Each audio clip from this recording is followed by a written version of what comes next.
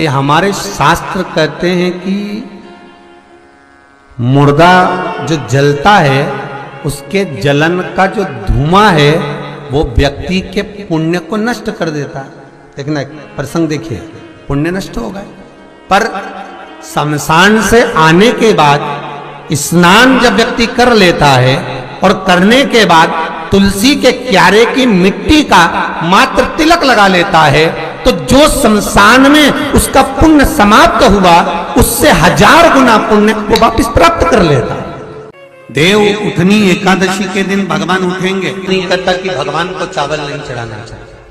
यहाँ शास्त्र कहता है आप शिव जी को चाहे एकादशी हो, चाहे द्वादशी हो, चाहे प्रदोष हो, चाहे पूर्णिमा हो, चाहे अमावस्या हो, चावल का दाना आप भगवान शिव को समर्पित कर सकते हो।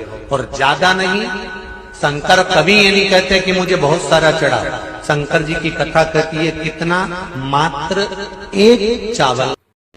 गंगा के जल में एकादशी के दिन 7 बेलपत्री डालकर जो नंदीश्वर भगवान अर्थात जो शंकर जी के शिवलिंग के सामने नंदी होता है, उस नंदी के चरण पर गंगा का जल चढ़ाकर बेलपत्री शिव पर समर्पित कर देता है, उसके घर में रुपया रुकना चालू हो जाता है। फिर वो गलत जगह पर नहीं जाता, गलत स्थान पर वो धन जाएगा ही।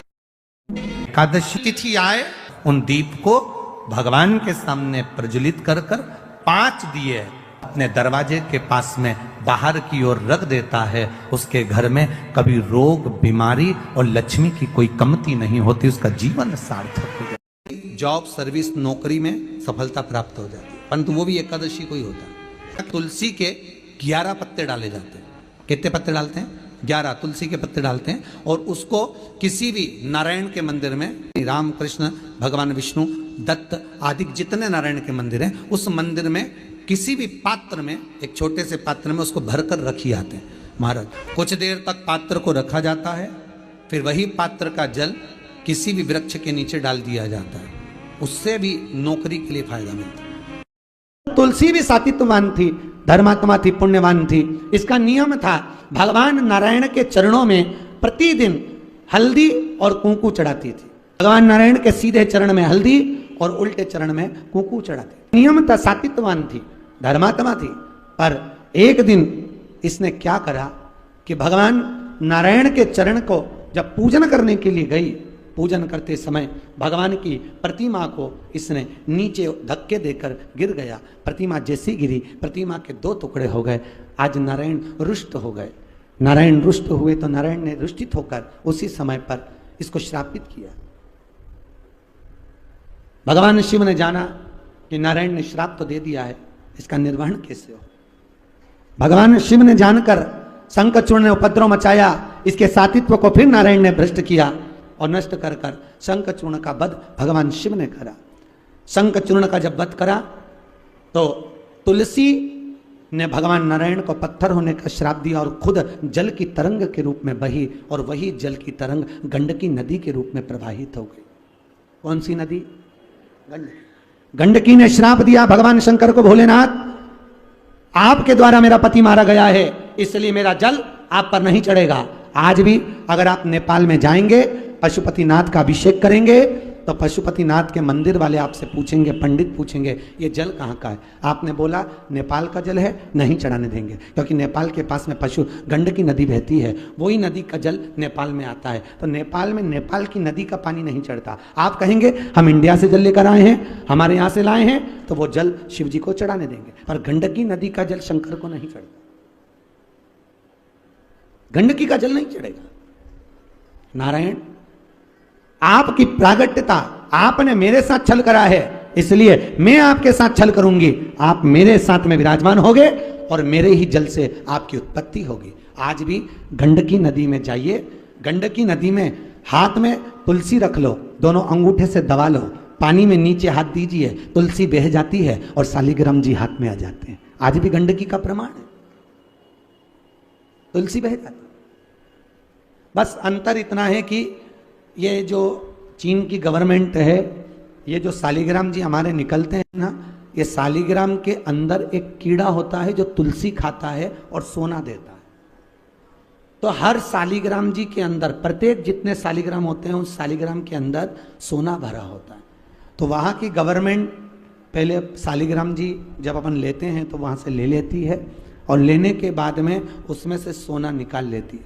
निकालने के बाद फिर हमको शालिग्राम जी देती है। बहू हो, बेटी हो, बुजुर्ग से बुजुर्ग माता हो, अगर वो तुलसी के क्यारे में जल चढ़ाती है, सुबह उठकर 1 लोटा जल तुलसी के क्यारे में समर्पित करती है, तो ये निश्चित है उसको ब्यूटी पार्लर जाने की जरूरत नहीं पड़ेगी, अंतिम समय तक वो सुंदर बनी रहेगी। सुख तुम्हारे हाथ में नहीं आ रहा ना, वैभव तुम्हारे हाथ में नहीं आ रहा, तरक्की तुम्हारे हाथ में नहीं आ रही, तो एक काम करो, ये तुम्हारे हाथ में नहीं आ रहा, सुख नहीं आ रहा, वैभव नहीं आ रहा, शांति नहीं आ रही, ये तुम्हारे हाथ में नहीं आ रहा, तो तुम भी एक काम करो, जैसे सूर्य की ओर मुख कर कर चलते हो तो परछाई पीछे चलती है, जो भगवान शंकर की ओर मुख कर कर चलता है उसके पीछे वैभव सुख और शांति चलती है। में शंकर का चढ़ा हुआ जल कभी नहीं जाना चाहिए। आप लोग अगर भगवान को थाली में, आपके घर में भगवान हैं, बहुत सारे होते हैं आप लोगों के, सभी लोगों के यहाँ होते हैं बहुत सारे भगवान, ठीक है, गणेश जी भी हैं सब क्या, अरे बोलो तो लड्डू गोपाल भी हैं, फिर देवी देवता भी हैं बहुत सारे, फिर शंकर जी भी हैं, तो सबको एक ही थाली में रख लिया, और थाली में रखकर सबने उनको स्नान कराना चालू कर दिया। अब सबको स्नान कराया तो शिव जी को भी कराया, बोलो कराया कि नहीं कराया, थाली के अंदर रखकर। अब तुमने स्नान तो करा दिया, स्नान कराने के बाद वो जल को क्या करा तुम लोगों ने, ले जाकर तुलसी के क्यारे में डाल दिया। तो महाराज जी पहले के समय में क्या कालसर्प दोष, पितृदोष नहीं होता था? बिल्कुल नहीं होता था। पहले के समय में ना काल सर्प दोष होता था ना पितृदोष होता था। क्यों? तो क्या घर में लोगों के शंकर जी नहीं होते थे? होते थे। लोग शिव जी को स्नान कराते थे, पर घर में बगीचा, खलियान, खेत, वृक्ष इतने लगे होते थे कि शंकर जी को स्नान कराने के बाद वो जल को ले जाकर, भगवान को स्नान कराने के बाद जल को ले जाकर पेड़ पौधे में डाल दिया जाता था, बगीचे में डाल देते थे, तुलसी के क्यारे में नहीं डालते थे। इसलिए ना पितृदोष होता था ना काल सर्प दोष होता था। अब दुनिया के लोग भगवान को स्नान करा के ले दे के एक ही पौधा घर में दिखता है, वो तुलसी जी का, बस स्नान कराया और तुलसी जी में ले जाकर डाल दिया। तो तुलसी जी में ले जाकर डाला तो उससे शास्त्र कहता है कि अगर शिव जी का चढ़ा हुआ जल तुलसी के क्यारे में जाएगा तो सर्प के डसने का दोष लग जाएगा, जिसको हिंदू धर्म में काल सर्प दोष कहा गया, जो काल सर्प दोष। अच्छा, बड़ा विचित्र काम है। कई कई गांवों में आप लोगों ने भी देखा होगा, यहां तो ठीक है परंतु हमने महाराष्ट्र में बहुत देखा। महाराज कई कई गांवों में तुलसी के क्यारे के नीचे शंकर जी को रखते हैं, ये तुलसी के कुंड के अंदर शंकर जी को रखेंगे। और ये दो कोई आपको अलग अलग तरह से ना जाने घुमा फिरा के, ना जाने बुद्धि ऐसी फेर कर गलत चीज बताएगा ना, तो वो समझ में आ जाएगी आप लोगों को। दुनिया की आदत है।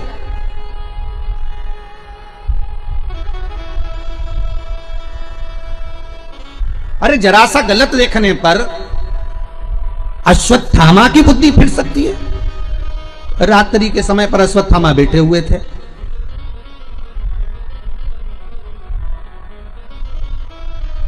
और रात्रि के समय पर अश्वत्थामा बैठे, और बैठे बैठे अश्वत्थामा ने क्या देखा कि एक वृक्ष के कोटर में कौवे के अंडे रखे हुए हैं, कौवे के बच्चे रखे हुए हैं, और एक उल्लू रात्रि के समय पर उड़ता उड़ता आया, और वो कौवे के अंडों को उसने, रात के समय कौवा जब सो गया तो उसके अंडों को, उसके बच्चों को मार दिया। किसने? उल्लू ने। अश्वत्थामा ने देख लिया इससे जोरदार कोई काम नहीं हो सकता, अगर ये पांडव जीते, नेत्र खुलने के बाद अगर नहीं मर रहे तो एक काम करता हूं, जैसे उल्लू रात को आया और उसने कौवे के अंडों को मार दिया, कौवे के बच्चों को मार दिया, तो अश्वत्थामा ने भी विचार करा, एक काम करता हूं मैं भी सोते समय पर जाता हूं और मार देता हूं। और अश्वत्थामा ने करा क्या, जब पांडवों के पुत्र सो रहे थे और अश्वत्थामा उनको सोते हुए को मार आया, सोते हुए। बस केवल रात्रि को एक जरा सा एक लीला देखी और उस बुद्धि में, अश्वत्थामा के उस विवेक में वो समाहित हो गया। गलत चीज लोगों की बुद्धि में तुरंत आ जाती है कि हाँ हाँ उसने ऐसा करा, उसने तुलसी जी के क्यारे में शिवलिंग रखा तो अपन भी रख लो, उसने ऐसा करा तो अपन भी ऐसा कर लो, और उसने यूं करा तो अपन भी ऐसा कर लीजिए। पर शंकर की कथा करें नहीं भाई, ये थोड़ा वंचिता होना चाहिए हमारा। जो शास्त्र सम्मत हो उसका स्मरण करना चाहिए। पहले के समय में दो दोष नहीं रहते थे, ना पितृदोष रहता था ना काल सर्प दोष रहता था। काल सर्प दोष कब आया? जब आप लोगों ने भगवान का चढ़ा हुआ जल, शिव जी का चढ़ा हुआ जल तुलसी में चढ़ाना प्रारंभ करा, तब काल सर्प दोष आया। और पितृदोष पहले नहीं होता था। क्यों? क्योंकि लोग घर के मटके में से, घर के हंडे में से, घर के परिंडे में से लोटा भरकर पानी लेकर जाते थे और शंकर को चढ़ाते थे। घर का जो रसोई घर होता था वो बीच केंद्र में होता था, रसोई घर घर के मध्य में होता था। तो वहां से जब पानी लेकर जाते थे, वो परिंडा, मटका, हंडा पितरों का स्थान माना गया है। वहां से जब पानी भरते और ले जाकर शंकर जी को चढ़ाते, तो पूरे घर में से पानी निकलकर जब शिव को चढ़ने के लिए जाता था, तो पूरे घर का वास्तु दोष, पितृदोष समाप्त हो जाता था। अब आज के जमाने में मंदिर का लोटा उठाकर, मंदिर का पानी भरकर शंकर जी को चढ़ा देते हैं, तो ना वास्तु दोष समाप्त होता है, ना पितृदोष समाप्त होता है, ना कालसर्प दोष समाप्त होता है। पहले भी कथा में कहा, परसों की कथा में कहा कि लक्ष्मी जी अपने पास का अगर कोई सामग्री शिव जी को चढ़ा देती तो शंकर प्रसन्न हो जाते। पर लक्ष्मी जी ने करा क्या? जल भी लाई तो पार्वती की यहां से लाई। लक्ष्मी जी अगर जल लेकर आ रही है तो पार्वती की यहां से लेकर। आपके पास में जो है आप शंकर को वो समर्पित करो। जब देव उठनी एकादशी पर उठते हैं, जब मेरे भगवान विष्णु अपना चरण नीचे रखते हैं, तो एक कुबेर और दूसरी स्वयं लक्ष्मी भगवान के चरण को अपने हाथों में झेल लेती है। किसी लड़का और लड़की का विवाह नहीं हो रहा, 30 साल हो गए, 32 साल हो गए, 34 साल हो गए, लड़का लड़की का विवाह ही नहीं हो रहा। बहुत टेंशन है माता पिता, कोई मंगली है, कोई मांगलिक है, संबंध हो ही नहीं रहा। बहुत प्रयास कर रहे। एक प्रयास छोटा सा कर देखिए। 4 दिशा का स्मरण करिए, पूर्व, पश्चिम, उत्तर, दक्षिण। हथेली पर आटे का दीप लगाइए, घी भर लीजिए और 4 बत्ती उसमें अलग अलग रख लीजिए। थोड़ा सा पीला चावल हल्दी में कर उसमें डाल दीजिए। जो लड़का लड़की का विवाह करना उसी के हाथ में देना है। और देव उठनी एकादशी के दिन, जिस दिन देवता उठेंगे, जिस जगह पर तुलसी सालिग्राम का आप पूजन करते हो, गन्ने के नीचे, ईंट के नीचे तुलसी का प्याला रखकर पूजन करते हो, वहां पर भगवान शिव और भगवान नारायण का नाम लेकर उस दिए को दबा दीजिए और वहीं पर हल्दी का तिलक उस लड़का या लड़की का कर दीजिए और उसके हाथ में थोड़ी सी हल्दी लगा दीजिए। महाराज 2.5 महीने 3 महीने तो बहुत हो गए, उस बच्चा और बच्ची का विवाह पक्का हो जाए। तुलसी के क्यारे के पास में एक छोटी सी कटोरी रखकर घर का कोई भी व्यक्ति, चाहे महिला हो, पुरुष हो, पुत्र हो, पुत्रवधू हो, बच्चे हों, कोई भी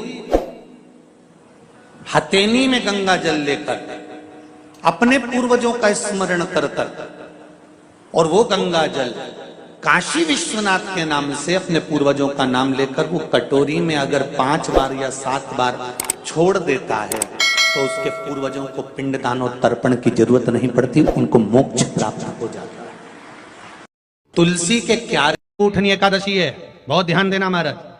जिन बेटा बेटी का विवाह नहीं हो रहा, 30 साल के हो गए, 28 साल, 40 साल, 25 साल के हो गए, विवाह नहीं हो रहा, तो आज बेलपत्री पर दोनों पत्तियों पर लाल चंदन लगाइए और बीच वाली पत्ती पर पीला चंदन लगाइए। जिसका विवाह नहीं हो रहा उसके लिए का है, आज ही करना पड़ेगा, परंतु देव उठनी एकादशी के दिन आज ही का है, बस साल में एक ही बार होता है वो। नीचे की दोनों पत्ती पर लाल चंदन और बीच वाली पत्ती पर पीला चंदन। महाराज पीला चंदन लगाने के बाद में जो लाल चंदन है, उस लाल चंदन से 7 बिंदी पीले चंदन वाली पत्ती पर लगवा दीजिए। जिस लड़का लड़की का विवाह नहीं हो रहा उससे लाल चंदन की 7 बिंदी लगवा दीजिए और लगवाकर जहां पर अशोक सुंदरी का स्थान है वहां पर उस बेलपत्री को उसका नाम और गोत्र बोलकर, जिस व्यक्ति का विवाह नहीं हो रहा, नाम और गोत्र बोलकर आज रात्रि के समय पर या आज शाम के समय पर उस बेलपत्र को देव उठनी आज एकादशी के दिन भगवान शंकर की अशोक सुंदरी की जगह पर चढ़ा दो और बाबा से विनती कर लो, बाबा मेरा मंगल विवाह हो, ऐसा निवेदन कर लो। 3 महीने के अंदर विवाह पक्का, भगवान विवाह पक्का करा ही दे। अशोक सुंदरी वाले वो करना आज ही पड़ेगा देव उठनी एकादशी पर। ये प्रयोग बाकी के दिन का नहीं है, केवल देव उठनी एकादशी का प्रयोग। आज एकादशी है, देव उठनी भगवान विष्णु की, इसलिए भगवान को सबसे ज्यादा प्रिय है ही क्या? तुलसी का दल। करूंगा मैं आप सबसे महाराज, मान लो कोई व्यापार में अगर तकलीफ हो,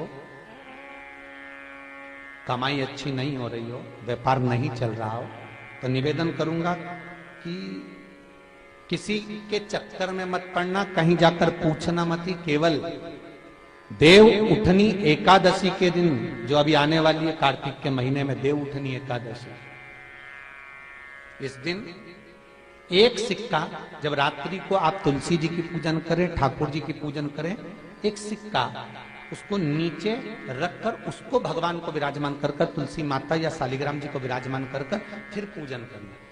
सुबह ब्रह्म मुहूर्त में 4 बजे जब आप देवता को उठाएं, वहां पर जब लीपन करें और उठाने जाएं, उस गन्ने की झोपड़ी के अंदर, तो वो सिक्के को अपने पल्लू में डालकर हल्दी की कटोरी में भरकर दुकान में, व्यापार में, व्यवसाय में रख दें।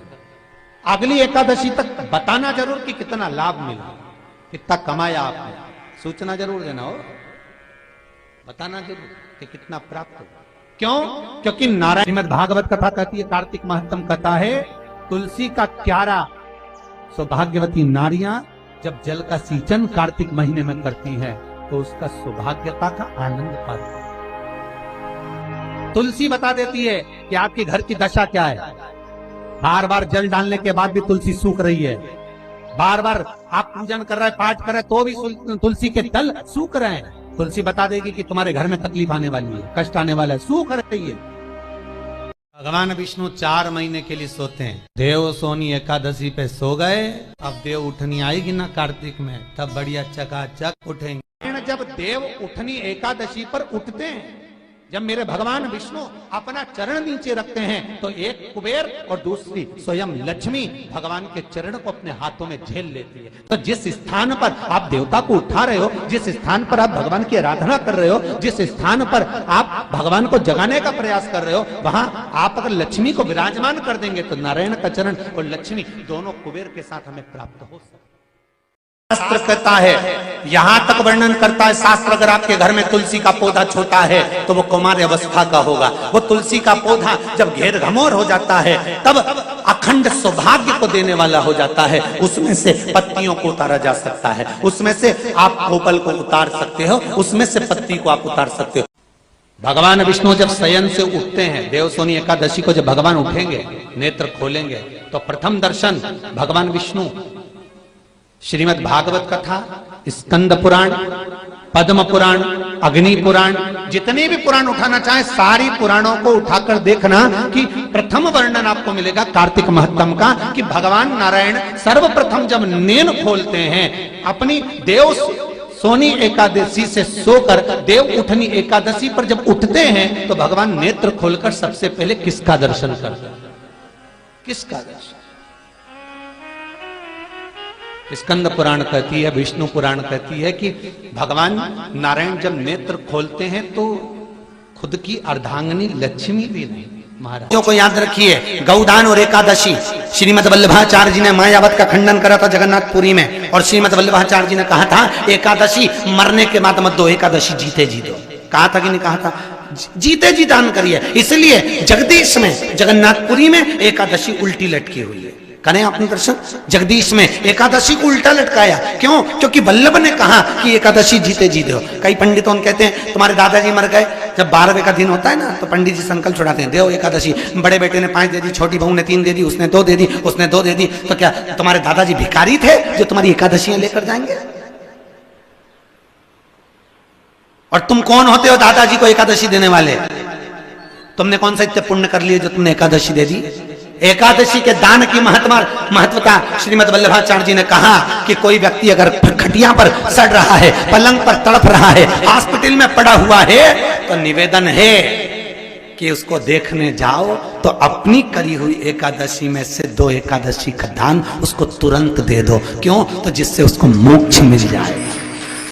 एकादशी का व्रत ही में किया गया, हमारा पाप कर्म है। हमने किसी जीव की हत्या करी है, हमने किसी को कष्ट प्रदान करा है, हमने किसी को अपशब्द कहा है, हमने किसी को ताने दिए, हमने किसी को आड़ा टेढ़ा कहा है, हमने किसी को गालियां दे दी है।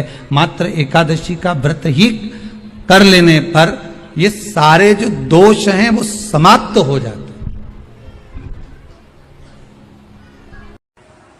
एकादशी के दिन जब आप जल शंकर को चढ़ाने तो रोज ही जाते हैं, जब एकादशी का दिन रहे और शंकर जी के मंदिर में आप जल समर्पित करें तो 3 बार मुख से स्वधा स्वधा स्वधा या स्वधा स्तोत्र का पाठ, जिसमें 12 श्लोक है। जैसे पीपल के पत्ते में पराग होता है, हमारे हिंदू धर्म, हमारा शास्त्र कहता है, हमारे शास्त्र, हमारे वेद डॉक्टर वर्णन करते हैं कि पीपल के पत्ते को अगर एकादशी और द्वादशी के दिन एक तांबे के पात्र में गला कर रख दिया जाए और उस पानी का आचमन 3 बार करा जाए तो जिसकी नाड़ियां चोक भी हो जाती है, डॉक्टर बोले इसका बाईपास करना पड़ेगा, उसको केवल 3 आचमन पानी एकादशी और द्वादशी को पीपल के पत्ते का कराया जाए तो अंदर की नाड़ियां भी खुल जाती हैं। मरने के बाद नहीं, क्योंकि मरने के बाद तो वो 10वें के दिन गरुड़ पुराण में लिखा है 10 दिन तक जीवात्मा घर की अटारी पे रहती है। कितने दिन? 10 दिन। 10 दिन के बाद जीवात्मा चली जाती है। कहां जाती है? उसको जहां जाना है। 3 दिन में उसको भोग भोगना पड़ता है जीवात्मा को। 3 दिन नरक का भोग भोगती है, उसके बाद स्वर्ग का भोग भोगती है। 18 दिन में ये प्रोसेस पूरी हो जाती है। कितने दिन? 18 दिन। 18 दिन के बाद में उस जीवात्मा को धान के खेत में पटका जाता है। किसके खेत में? धान के, चावल के खेत में। इसलिए कहते हैं एकादशी के दिन चावल मत खाओ।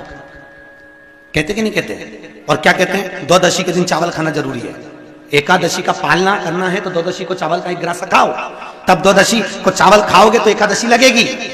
चावल नहीं खाओगे तो एकादशी नहीं लगेगी। द्वादशी को चावल खाना जरूरी है। क्यों कहते हैं? क्योंकि धान के खेत में जीव को छोड़ा जाता है, उस धान के खेत में, चावल के खेत में जीवात्मा रहती है। उसको चिड़िया खाती है तो चिड़िया के रूप में जन्म लेता है, मनुष्य खाता है तो मनुष्य के रूप में जन्म लेता है। इसलिए एकादशी के दिन चावल नहीं खाया जाता, क्योंकि एकादशी के दिन हम चावल खाएंगे तो जीव हत्या का दोष लग जाएगा। फिर कब खाना है? द्वादशी के दिन। द्वादशी के दिन क्यों खाया जाता है? क्योंकि हम एकादशी के व्रत करे रहते हैं और पहला घासा जब चावल का खाते हैं तो अपनी करी हुई एकादशी का पुण्य जितने जीव हमारे मुंह में जाते हैं उनको उसका पुण्य मिल जाता है और उनका फिर जन्म नहीं होता, वो तर जाते हैं, उनको एकादशी का भाग मिल जाता है। इसलिए कहते हैं एकादशी को चावल मत खाओ, पर द्वादशी को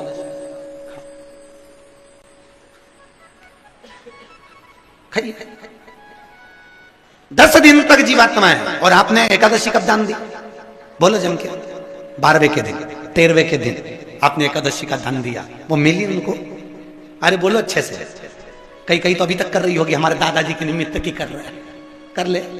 फिर वही वाली बात आ गई, गुलाब के फूल में पानी जारी है बन के, फिर जन्मे फिर भोगो, फिर जन्मो फिर भोगो। तो इससे तो अच्छे से खूब तपने के बाद, कर्म भोग भोगने के बाद, क्योंकि मनुष्य का जो शरीर है केवल भोगने के। भजन करो, भोगो, भजन करो। क्यों? 84 लाख योनियों में आप कीट बनकर पैदा हुए, आपको उसमें मर भी जाओगे तो आपको ज्ञान नहीं होगा। पशु बनकर पैदा हुए आपको ज्ञान नहीं होगा। जंतु बनकर पैदा हुए आपको ज्ञान नहीं होगा। पर मनुष्य की योनि केवल एक ऐसी योनि है, इस योनि के अंतर तुमने पूर्व में 84 लाख योनि में जो कर्म करे होते हैं, उस कर्म का सारा भोग तुम्हें मनुष्य योनि में भोगने को मिलता है। और उस योनि में जब भोगोगे तो थोड़ा सा कष्ट तो होगा महाराज, होगा। कई लोग कहते हैं हमारी पड़ोसन तो अगरबत्ती नहीं लगाती गुरुजी तो भी खुश, कभी मंदिर नहीं जाती पड़ोसन, कभी शंकर जी को लोटा भर पानी नहीं चढ़ाती तो भी भगवान खूब दे दिया, और हम तो रोज मंदिर जाएं, व्रत करें, उपास करें तो भी दुखी है। उसका क्या कारण? तो शिव महापुराण में लिखा, एक बार देवऋषि नारद भगवान विष्णु के पास में पहुंचे और भगवान विष्णु से कहा, नारायण, दुनिया के लोग अगरबत्ती नहीं लगाए, भगवान का पूजन नहीं करे, पाठ नहीं करें तो सुखी रहते हैं, और दुनिया के लोग भगवान का भजन पूजन करते हैं तो दुखी रहते हैं, ऐसा क्यों? भगवान विष्णु ने कुछ बोले नहीं। भगवान विष्णु बोले, मुझे भूख लग रही है, मेरे साथ पृथ्वी पे घूमने चल। भगवान विष्णु नारद जी के साथ पृथ्वी पे घूमने निकले। अब जैसे ही नारद जी के साथ घूमने निकले तो भगवान विष्णु ने एक सेठ जी का घर देखा।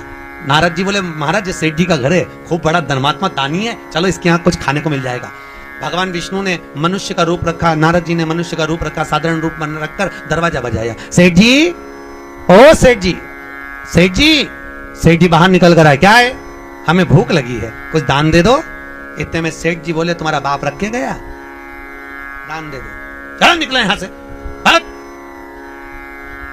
निकल जाओ यहां से। सेठ जी ने धक्के मार के देवऋषि नारद और भगवान विष्णु को भगा दिया। इतने में देवऋषि नारद को क्रोध आया। देवऋषि नारद ने कहा, महाराज, इसने अपमान करा है, अपने को धक्के मारकर निकाला है, श्राप दे दो, बर्बाद हो जाए। भगवान विष्णु ने पीछे पलटकर सेठ जी को देखा। देखकर भगवान विष्णु ने दोनों हाथ उठाकर कहा, जा तेरे यहाँ खूब लक्ष्मी बढ़ जाए, खूब लक्ष्मी बढ़े और बढ़े और बढ़े। इतने में देवऋषि नारद ने कहा, प्रभु तुम लक्ष्मी बढ़ने का, तुम्हें श्राप देना था तो तुमने आशीर्वाद दे दिया। भगवान बोले मेरी मर्जी, चलो। भगवान विष्णु और आगे गए। भगवान ने कहा एक छोटा सा झोपड़ा है, छोटी सी कुटिया थी, छोटा सा घर था। भगवान ने कहा यहाँ देख कुछ मिल जाए। देवऋषि नारद ने आवाज लगाई, माता बाबा भूख लगी है। अंदर से एक बूढ़ी माँ निकल कर बाहर आई, आओ बाबा अंदर बैठो। 2 आसन लगाए, भगवान विष्णु और देवऋषि नारद को बिठाया। माता जी ने कहा, बाबा क्या चाहिए, हमें भूख लगी है। माँ बोली, बाबा मेरे यहाँ खाने का तो कुछ नहीं है, एक गाय है, गाय दूध देती है, हम उसका ही पालन करते हैं, आपको मैं दूध ला कर देती हूँ। माता जी ने पानी पिलाया, दूध लाकर देवऋषि नारद भगवान विष्णु को दिया। महाराज मेरी गाय इतनी बढ़िया है, एकादशी वो दूध का देती है, व्रत हाँ, जी। भगवान ने दूध पिया, देवऋषि नारद ने दूध पिया, भगवान चल दिए। इतने में देवऋषि नारद बोले, प्रभु कितनी अच्छी अम्मा है, कितनी अच्छी आई है, कितनी अच्छी माता है, आशीर्वाद दो भगवान, इसको खूब आशीर्वाद दो, ये खूब दान करती रहे, पुण्य करती रहे। इतने में तुरंत भगवान विष्णु ने पीछे पलट कर देखा, पलट कर देखकर आशीर्वाद देते समय भगवान विष्णु ने कहा, जा तेरी गाय मर जाए। भगवान विष्णु ने हाथ ऊंचा कर कहा, तेरी गाय मर जाए। और भगवान चल, जैसे ही चले इतने में देवऋषि नारद को क्रोध आ गया। देवऋषि नारद ने कहा, भगवान वो सेठ जी ने तुम्हारा अपमान करा, धक्के मारकर निकाला और उसको कह रहे हो कि लक्ष्मी बढ़ जा, और वो उसने दूध पिलाया तुमको, सेवा करी और उसको कह कि गाय मर जा, ऐसा क्यों? भगवान विष्णु ने कहा, देवऋषि नारद तुम समझोगे नहीं, ये जो माँ है ना, इसने मेरी सेवा करी, ये मुझे भजती है, मेरा भजन करती है, मेरा स्मरण करती है। मैं चाहता हूं कि ये मरने के बाद वापिस जन्म ना ले, और जन्म ना ले मेरे पास आकर मेरे संग में मेरे साथ वैकुंठ में रहे, मैं ये चाहता हूं, पर करूं क्या? देवऋषि नारद ये जब मरेगी ना तो मरते समय इसको लगेगा कि मेरी गाय ना जाने कोई कसाई ना ले जाए, मेरी गाय कोई उठाकर ना ले जाए, मेरी गाय कट ना जाए। मरते समय इसका ध्यान गाय में लगा रहेगा, तो गाय में लगा रहेगा तो मरने के बाद ये गाय का जन्म पाएगी, फिर उलझी की उलझी रह जाएगी, वैकुंठ नहीं आ पाएगी। इसलिए मैंने इसके मरने से पहले इसकी गाय को मार दिया, जिससे ये मेरे धाम में आराम से आ जाए। और प्रभु आपने उस सेठ जी को लक्ष्मी बढ़ने का आशीर्वाद क्यों दिया कि और लक्ष्मी बढ़े और धन बढ़े? भगवान बोले, नारद तू जानता नहीं है, सेठ जी लक्ष्मी से बड़ा प्रेम करते हैं, तो लक्ष्मी और बढ़ेगी और बढ़ेगी और बढ़ेगी। जब ये लक्ष्मी जोड़ जोड़ के मरेगा, आखिरी में सांप बन के वहीं पड़ा रहेगा। सुंदर कहा इस महापुराण में कि जिस दिन पत्नी अपने पति से कह दे मैं तुमसे विवाह कर मेरी जिंदगी बेकार हो गई, उस दिन नारी का सात्वित्व समाप्त हो जाता है। नारी का सात्वित्व समाप्त। कभी मुख से मत कहो पति से कि मेरा जीवन आपके यहाँ विवाह कर बेकार हो गया। भैया माता पिता ने तो अच्छा देख कर ब्याया था, किस्मत में होता तो स्वर्ग मिलता, भाग्य के ऊपर है।